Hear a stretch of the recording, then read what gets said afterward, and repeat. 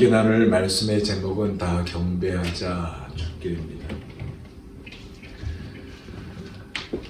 오늘 본문을 우리는 수없이 들었던 본문입니다.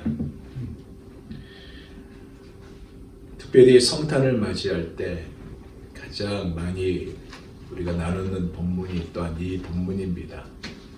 그래서 오늘 이 말씀을 나누면서 함께 은혜를 받고자 하는데 바로 본문으로 들어가 보고자 합니다. 우선 1절에 보니까 한 왕이 등장하고 있어요. 그죠? 이 왕이 누구냐? 바로 헤롯 대왕입니다. 그러니까 예수님이 태어나신 해의 왕이 바로 이 헤롯 대왕이라는 얘기예요. 그리고 우리가 성경에 보면 헤롯이라는 이름이 많이 나오잖아요. 그 아들들이에요. 아케라오라든가 빌립보라든가 등등 성경에 이 헤롯이라는 이름이 많이 등장합니다. 그런데 오늘 본문은 바로 헤롯 대왕입니다. 이 헤롯을 성경이 보니까 왕이라고 부르고 있어요. 1절을 볼까요? 헤롯 왕 때에. 헤롯 왕 때, 그죠? 예수께서 유대 베들레헴에서 나시매 동방으로부터 박사들이 예루살렘에 이르러 말하되. 여러분 사실 왕은요 당시 로마 황제 가이사예요. 그죠? 예. 전 세계를 지배하고 있고 또 이스라엘이 로마의 속국 아닙니까? 그러니까 당시의 왕은 로마 황제 가이사예요. 그러나 진짜 왕은 누구냐? 바로 이제 태어나신 예수 그리스도 그분만이 왕 중의 왕입니다. 믿습니까? 그런데 이 헤롯을 성경에 보니까 왕이라고 불렀네요. 왕. 그 이유가 뭐냐? 백성들이 세워준 것이 아니에요. 그가 로마의 아부에서 로마 정부에다가 여러 가지 뇌물을 다 바쳐서 왕으로 허락을 받아 왕이 된 것입니다. 이 헤롯 왕 때에 누가요? 어디서요? 유대 베들레헴에서 누가? 예수님이 나시네. 무엇을 말하느냐? 구약의 많은 선지자에 의해서 예언이 되었던 실질적인 성취라는 것을 말하고 있는 것입니다. 그런데 1절 하반절에 보니까요. 동방으로부터 박사들이 베들레헴에서 나신 예수님을 뵈러 왔다고 하고 있습니다. 동방으로부터 박사들이 예루살렘에 이르러 뵈러 왔다 이거죠. 이 동방은 그냥 말 그대로 직역하면 뭐냐? 해가 떠오르는 곳, 별이 떠오르는 곳, 그곳이 바로 동방이라는 곳입니다. 이곳을 학자마다 다양한 장소, 위치를 얘기해요. 말 그대로 동쪽, 바벨론, 즉 페르시아 그쪽에서 왔다는 말도 있고 또 어떤 학자는 동방이니까 중국의 쉬르라는 곳에서 왔다는 사람도 있고 좀 심한 표현이지만 어떤 학자는 한국의 신라에서 왔다는 그런 말도 있습니다. 그러나 당시 지도를 펼쳐놓고 볼 때는요. 바벨론, 즉 페르시아입니다. 역사적으로 볼 때 여러분 이 바벨론이 누구에게 멸망당합니까? 페르시아에 멸망당하죠. 그리고 페르시아도요. 다른 제국에게 멸망당합니다. 근데 놀라운 것은 이 페르시아의 후예들이요. 나라를 다시 세웁니다.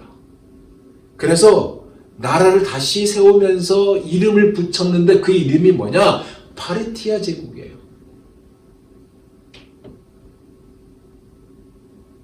그러니까 동방에서 왔다라고 하는 것은 이 파르티아 제국에서 왔다고 할 수 있습니다. 근데 이 파르티아 제국은요. 로마와의 적대적인 관계입니다. 아주 껄끄러운 관계. 로마가 아주 불편하게 여기는 곳이 바로 이 파르티아 제국입니다. 이런 정치적인 배경에 있는 곳에서 이 박사들이 왔다는 거예요. 그럼 이들이 누구냐?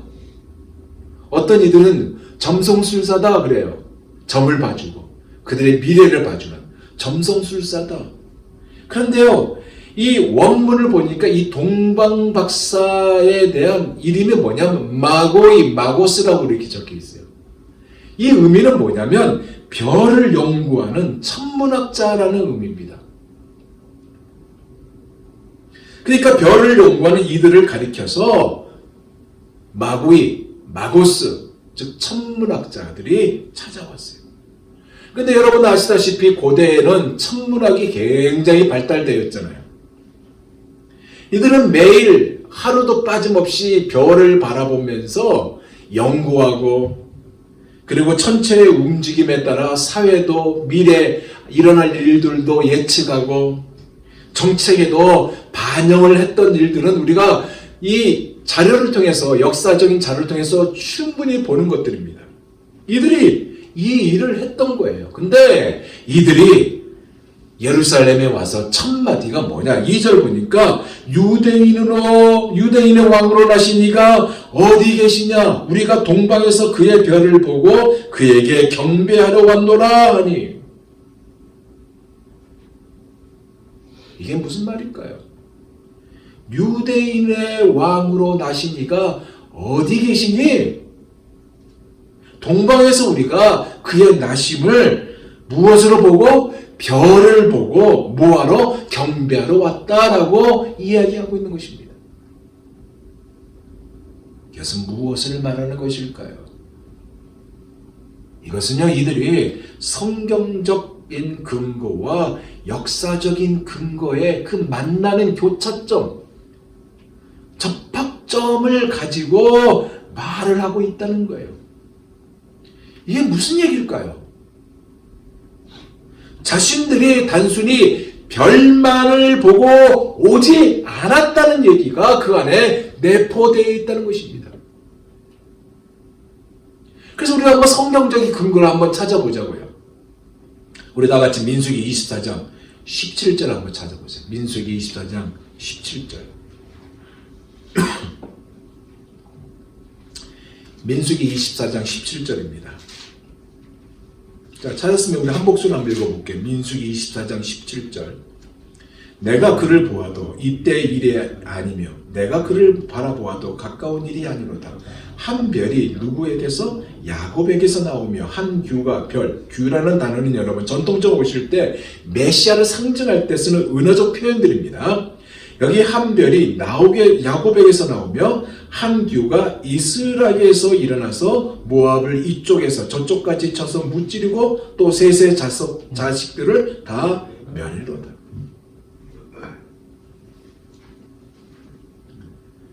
여기 나실 메시아에 대한 예언이죠. 이 예언을 즉 메시아를 무엇으로 묘사하고 있어요? 별로 묘사하고 있습니다. 별이 메시아이라는 것을 증거하는 또 다른 성경 말씀이 있는데 계시록 22장 16절을 봅시다. 계시록 22장 16절. 제가 말하겠습니다. 들어보세요. 나 예수는 교회들을 위하여 내 사자를 보내어 이것들을 너희에게 증언하게 하였노라. 나는 다윗의 뿌리요 자손이니 곧 광명한 새벽별이라 하시더라. 예수님께서 당신 자신을 소개하고 있거든요. 지금 뭐로요? 광명한 새벽별.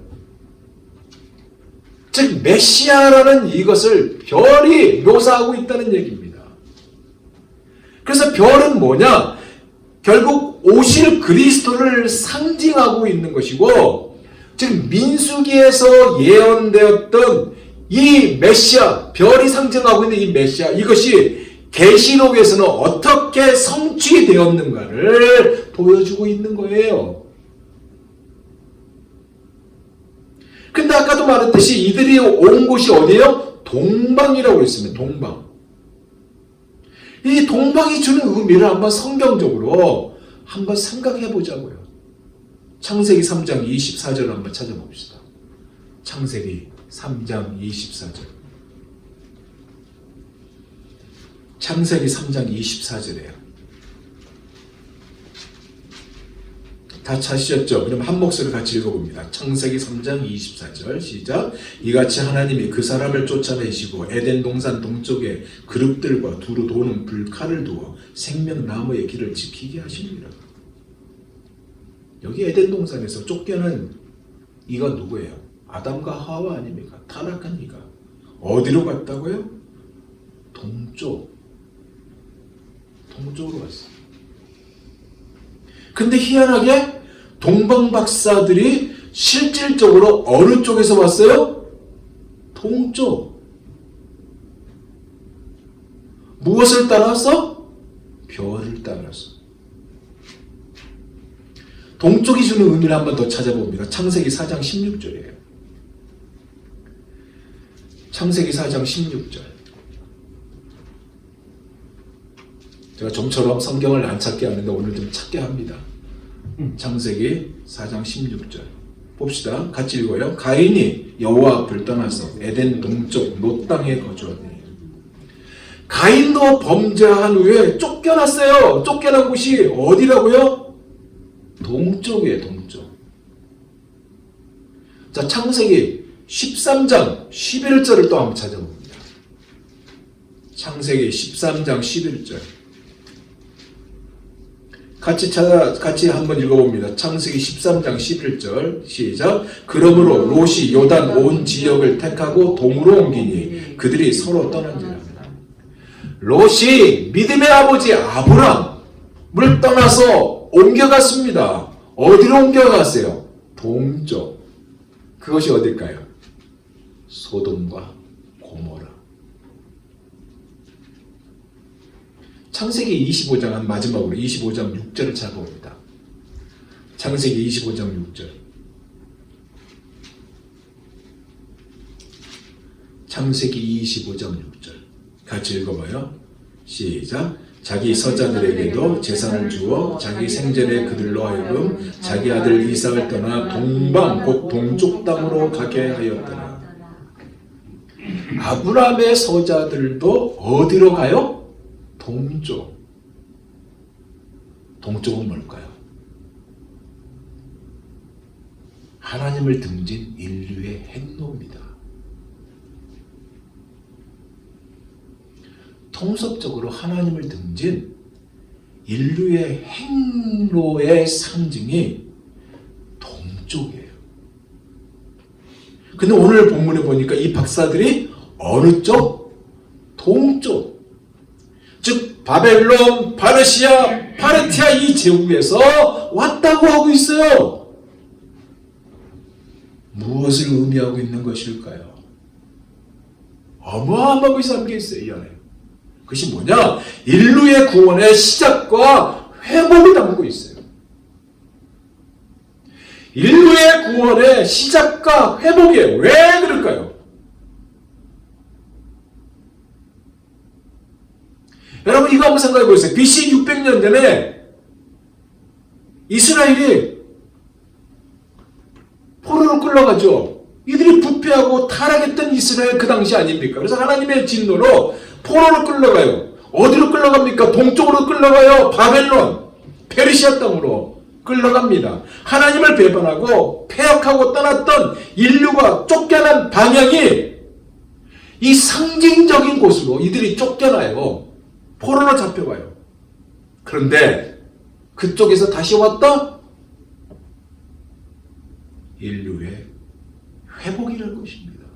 더 구체적인 증거는 뭐냐? 이유는 우리를 구원하시기 위해 예수 그리스도로 말미암아 구원이 이루어지기에 이 구원을 이루기 위해서 친히 오셨던 하나님, 아기 예수 오신 하나님, 그분께 다시 나오는 모습이란 얘기입니다.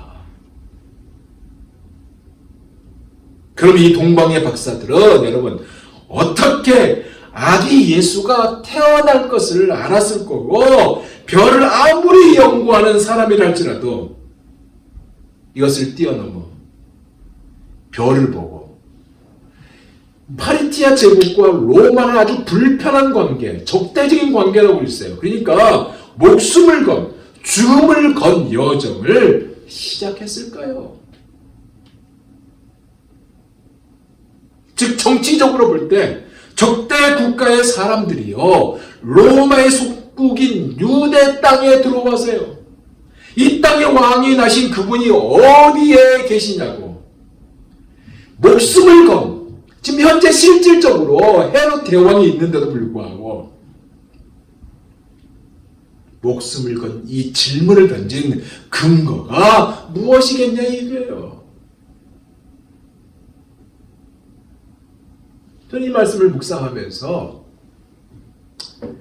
이들이 별말을 보고 죽음을 걸 정도의 무모한 일을 하지 않았다는 생각을 가져봤습니다.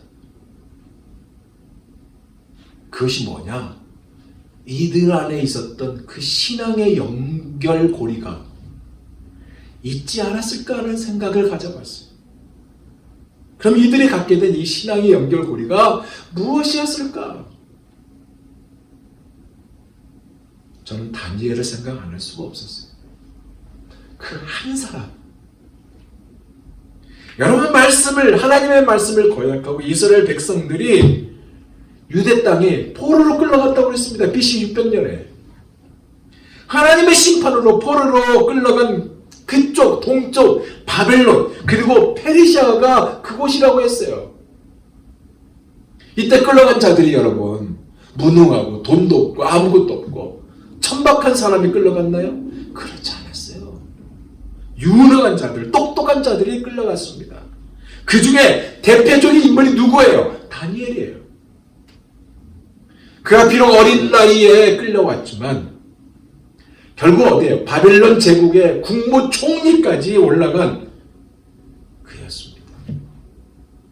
그의 삶과 그의 신앙의 과정은 성경이 아주 자세히 디테일하게 아주 매우 디테일하게 기록하고 있습니다. 그런데 그가 영향을 끼쳤는데 왕부터 왕의 궁궐에 있는 고관에까지 지대한 영향을 끼쳤어요. 근데 그가 바벨론에서만 국무총리였냐? 그렇지 않았거든요. 페르시아에서도 국무총리였어요. 그러니까 바벨론에서만이 아니라 페르시아 제국까지 적이든 아군이든 이 다니엘의 신앙에 대해서는 독보적인 그 인정을 세상이 해주었어요. 그 시대의 배경을 썼던 성경이 뭐예요? 포로기 때 썼던 에스더서라든가 많이 나오잖아요. 그 성경을 보면 그의 목숨을 건 신앙의 행위가 고관이라든가 이방 백성들에게 끼쳤던 이 영향이 상상을 초월할 정도로 대단했습니다. 그래서 어쩌면 당시에 이 다니엘과 일부 끌려간 유대인들을 통해서 바벨론, 페르시아 지역에 하나님에 관한 이야기가, 메시아에 관한 이야기가 소개되었을 것이고, 그리고 매일 하늘의 별을 보면서 징조와 또 천체를 연구하는 학자들도 이것을 목숨처럼 붙들고 지키고 외치고 가르치고 전했던 이 구약 성경 민수기서 예언을 모를 리가 없다는 거예요. 특히 민수기서에 나오는 이 별에 관한 연구는, 이 이야기는 더더욱 모를 리가 없었다는 얘기를 추론해 볼 수 있다는 얘기입니다. 그래서 수백 년이 흘렀어도 다니엘을 중심으로 전했던 이 복음의 역사가 그 이방 땅에 남아 있었을 것이고, 바벨론의 제국이 사라지고 페르시아 제국이 사라지고, 이제 그 후손들이 이루었던 파르티아 제국에서 이 이야기가 계속 살아남아 매일 하늘을 보면서 별을 연구하고 있었는데, 그리고 그 생각을 마음에 담고 있었는데, 어느 날 그날이 언제 모르겠어요. 어느 날 유난히 밝은 별 하나가 딱 떠오르니까 저 별 아닌가? 우리 믿음의 선조로부터 들었던, 우리가 유대인들한테 들었던 메시아가 온다는 그 별이 저 별이 아닐까? 그래, 저 별인 것 같다라는 나름대로의 결론을 내리고요, 그 별을 따라서 목숨을 건 여행을 시작했다 이 얘기예요. 무슨 얘기일까요, 여러분? 지극히 작은 0.00001%도 안 되는 희미한 확신이었지만 그들은 그거에 개의치 않고 이것이 바로 100%다라는 확신을 가지면서 목숨을 건 움직임을 하였다는 얘기예요. 유대인들이 말한 저 별, 희미한 가능성이었던 저 별, 불가능한 확신인데도 그들은 물 건너, 아까 우리가 불렀던 찬양처럼 물 건너, 산 건너와서 2절에 나오듯이 유대인의 왕으로 나신 이가 어디 계시냐? 우리가 동방에서 그의 별을 보고 그에게 경배하러 왔노라 하면서 외쳤던 거 뭐예요? 이것이 바로 증거요, 이것이 그들의 신앙이었다는 얘기입니다. 오로지 이 고백과 이 신앙을 가지고 수백 년이 지난 성경 이야기를 붙들고 왔다는 말이에요. 그래서 그의 결과가 3절에 나오지 않습니까? 헤롯 왕과 온 예루살렘이 듣고 소동한지라. 유대인의 왕이 났다는 이 소식을 이방인에게 들었잖아요. 이 소리 때문에 한바탕 소동이 일어났던 것을 이야기하고 있습니다. 바꿔 말하면 정권이 바뀐다는 이 암시 때문에 소동이 일어난 겁니다. 그래서 헤롯의 반응이 뭐예요? 4절이잖아요. 봅니다. 왕이 모든 대제사장과 백성이 서기관들 모아 그리스도가 어디서 나겠느냐 물으니 모든 대제사장과 백성의 서기관들, 이들이 누군지 아세요, 여러분? 성경에 관한 정통한 학자들입니다. 이들에게 물어봤어요. 그리스도가 어디서 나느냐? 이 그리스도란 말은 헬라어예요. 히브리어는 메시아입니다. 그러니까 메시아가 어디서 나느냐? 라고 질문을 했어요. 그런데 이에 대해서 학자들이 의심도 없이 바로 즉각적으로 답을 해줍니다. 조금도 주저함 없이 답을 해줘. 5절에서 6절 봅니다. 이르되 유대 베들레헴에 오니 이는 선지자로 이렇게 기록된 바, 또 유대 땅 베들레헴아 너는 유대 고을 중에서 가장 작지 아니하도다. 내게서 한 다스리는 자가 나와서 내 백성 이스라엘의 목자가 되리라 하였음이니이다. 무엇을 말하고 있는 것일까요, 여러분? 지금 이 마태가요, 이 부분을 그대로 노출하고 있어요. 저는 이거 보면서 정말 우리 하나님 대단하다. 마태도 이것을 그대로 노출한 것이 정말 대단하다. 무엇을 얘기하고 있을까? 바로 이거구나 라는 생각 때문에 온몸에 전율이 생기더라고요. 지금 여기서 우리가 엿볼 수 있는 것은 뭐냐면 동방박사들의 행로와 그리고 내노라 하는 성경학자들의 행로를 지금 두 개를 놓고 비교를 시키고 있습니다. 차이를 얘기하고 있습니다. 생각하고 있어요. 동방박사들은 수백 년 동안 구절로 입으로 전해온 것을 듣고 메시아에 대한 확신을 가지고 계속 기다렸습니다. 기다리다가 어느 날 하늘의 징조 유난히 밝은 별 하나가 떠오르니까 저 별이 틀림없다는 믿음을 가지고 저 별을 쫓아왔어요. 엄청난 인생에 도전을 했고 목숨을 건 도전을 했습니다. 결국 뭐예요? 아기 예수를 만나 경배하는 영광과 경의를 누리는 은혜를 가졌지만 예루살렘에 있는 성경에 관한 정말 박사라고 여기는 정통학자들은 주저함없이 성경에 기록된 100% 기록된 증거가 있었고 그렇게 그들이 믿었던 확신이 있었는데도 불구하고 아기 예수가 태어났다는 이 소식을 들었어도 이들이 취한 행동이 뭔지 아세요? 경배하지 않는 모습이었다는 얘기입니다. 말로는 우리도 경배하러 갑니다 라고 해요. 거짓말이에요.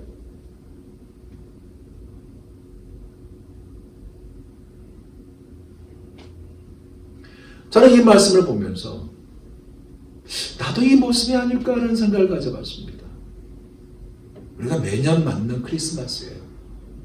이제 다음 주가 성탄절이고 지금 2주에 걸쳐서 제가 성탄의 설교를 계속하고 있는데 내가 바쁘다는 핑계로 나도 주님께 경배하는 매년 그냥 한번 형식적으로 끝나는 나 자신이 아닌가라는 생각 때문에 참 슬펐습니다. 여러분은 어떻습니까? 이 사실에 대해서 오늘 본문 7절에서 8절은 이렇게 알려주고 있어요. 우리 한 목소리 같이 읽어볼까요? 2장 7절에서 8절 다 찾으셨죠? 시작. 이에 헤롯이 가만히 박사들을 불러 별이 나타난 때를 자세히 묻고 베들레헴으로 보내며 이르되 가서 아기에 대하여 자세히 알아보고 찾거든 내게 고하여 나도 가서 그에게 경배하게 하라. 무슨 얘기예요? 어쩌면 우리도 말로 경배하기를 원한다는 이야기만 했지 경배하는 뒷전이 아닌가 이런 사실입니다. 아무리 멀어도 마땅히 가야 하는 이들인데 이들은 가지 않았다는 것입니다. 그렇다고 이 거리가 상당히 뭐냐? 그렇지도 않는 거리예요. 근데 가지 않았어요. 저도 여기 거리를 가봤습니다. 예루살렘에서 베들레헴까지 가봤어요. 자동차로 얼마 걸리는지 아세요? 막히지 않으면 10분에서 15분입니다. 막혀봤자 20분이에요. 사람이 도보로 걸음걸이를 하면 2시간 걸리는 거리입니다. 말이 없겠습니까? 낙타가 없겠습니까? 마음만 먹으면 충분히 갈 수 있는 가능한 거리인데도 불구하고 기록된 증거가 있는데도 불구하고 100% 확신이 있는데도 불구하고 예언의 성취 현장 이들은 가지 않았다는 얘기입니다. 반면에 박사들은 어때요? 파르티아 제국에서부터 출발한 엄청난 거리 엄청난 기간 동안 목숨을 건 여정 끝에 지금 와서 아기 예수를 경배하고 있는데 우리의 현주소는 어디입니까 여러분? 우리의 현주소는 어디일까요? 오늘 본문을 통해서 주님이 우리에게 묻고 있는 질문이 바로 이것이란 얘기입니다 여러분. 마음만 먹어도 갈 수 있는 이 거리를 주님께 경배할 수 있는 충분한 것이 있는데도 불구하고 뭐 이렇게 바쁜지 바쁘다는 핑계로 혹시 무시하지는 않습니까? 우리에게 너무나 익숙한 것이 아니라 너무나 익숙한 그 분위기라 그냥 습관적으로 넘어가지는 않습니까? 원하기는 우리도 이 동방박사의 행로가 되기를 원합니다. 왜냐하면 우리는요 이제 우리 다시 오실 예수님을 재림하실 예수님을 기다리고 있기 때문에 그렇습니다. 안 그래요? 매년 맞이하는 성탄이에요. 만약에 우리가 마치 궁궐에 있는 사람들처럼 확실한 증거와 기록도 가지고 있으면서 경배하지 못한 이들이라면 우리는 정말로 해롭고 성경학자들과 같은 자가 되고 말아요. 안 그래요? 그러기에 오늘 본문이 우리에게 묻는 것은 우리가 동방박사처럼 그 자리에 있기를 원한다는 것입니다. 그런데 보세요. 오늘 본문이 이것으로 끝나지 않아 바로 계속 이어지는 말하고자 하는 것이 있어요. 그것이 10절에서 11절입니다. 같이 한번 읽어봅니다. 10절에서 11절 시작. 그들이 별을 보고 매우 기뻐하더라. 집에 들어가 아기와 그의 어머니 마리아가 함께 있는 것을 보고 엎드려 아기께 경배하고 보배합을 열어 황금과 유향과 모략을 예물로 드리니라. 무슨 얘기일까요? 구유가 아니네요. 집이에요. 정관사 더가 붙어있는 하우스, 더 하우스네요. 이미 구유에서 나왔어요. 그리고 어느 정도 시간이 지났고 어디에 있는 곳인지 모르겠지만 그 근처에 있는 어느 집에 들어갔고 동방박사들을 맞이했다는 얘기입니다. 이 집에서 동방박사가 뭐를 드렸다고요? 세 가지 예물이에요. 첫째가 황금, 이건 왕을 상징하는 것입니다.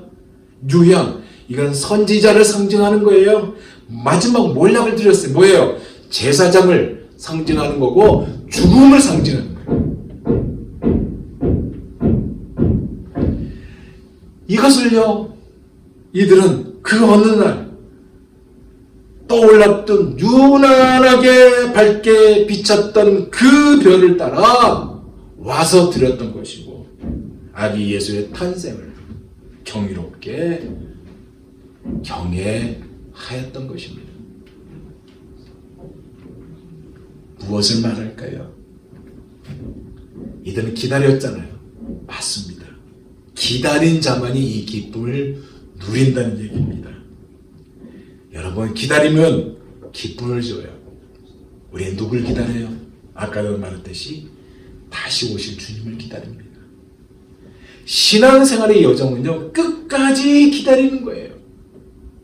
우리가 기도하도 기도가 응답될 때까지 계속 기도하면서 기다리잖아요. 기다려요. 누가 뭐라 해도 내 안에 0.0001%라고 한다 해도 나는 100%의 확신을 가지고 기다리는 겁니다. 즉 믿음을 가지고 기다리는 거예요. 바라는 것의 실상이요 보지 못하는 것들의 증거인 이 믿음을 가지고 기다리는 거예요. 그런데 100%의 증거와 기록을 가지고도 아기 예수께 경배하러 오지 않았던 이들의 삶의 결과는 우리가 성경을 통해서 보지 않습니까? 주님이 우리에게 그래, 너는 동방박사의 행로를 택하겠냐 아니면 성경학자의 행로를 택하겠냐라고 질문을 던졌을 때 여러분은 어떤 답을 하시겠습니까? 오늘 본문은 12절을 결론으로 마무리하고 있습니다. 그들은 꿈에 헤로데게로 돌아가지 말라치 시험을 받아 다른 길로 고국에 돌아가니라. 무슨 얘기인지 아세요? 우리가 인생을 살아가는 저 신앙이라는 여정은 우리가 결단하고요, 우리가 선택해서 한 걸음씩 한 걸음씩 발걸음을 떼는 것이 아니라 하나님의 인도 없이는 걸어갈 수 없다는 것. 멀고 험난한 긴 믿음의 승리가 사람의 어떤 지혜로 만들어낸 승리가 아니라 철저하게 성령께서 인도했다는 것, 하나님이 함께 하셨다는 것으로 오늘 본문은 결론을 짓고 있다는 것입니다. 그러기에 사랑하는 여러분, 우리에게 닥친 문제 때문에 낭망하지 마십시오. 좌절하지 마십시오. 하나님이 여러분과 함께 하신다는 이 사실을 믿으시길 바라며 하나님이 우리와 여러분과 함께 하시려고 오셨다는 이 사실을 믿으시기를 바라며 하나님의 인도 없이는 걸어갈 수 없는 길이 우리의 신앙의 여정이라는 이 사실을 믿으시기 바랍니다. 매년 맞는 성탄절이 다가와요. 이번 성탄 우리가 4개 교회가 연합해서 탄생하신 예수님을 찬양하는 예배를 다음 주에 드리게 될 겁니다. 다음 주 우리가 드리게 될 텐데 여러분 그때 이 동방박사의 행로를 가슴에 담고 믿음을 가지고 힘차게 찬양의 고백을 드리는 우리 모두가 다 되시길 예수 그리스도의 이름으로 축원드립니다. 기도하겠습니다. 하나님, 신앙은 기다림입니다. 이 기다림, 우리가 재림하실 예수님을 기다리고 있지 않습니까?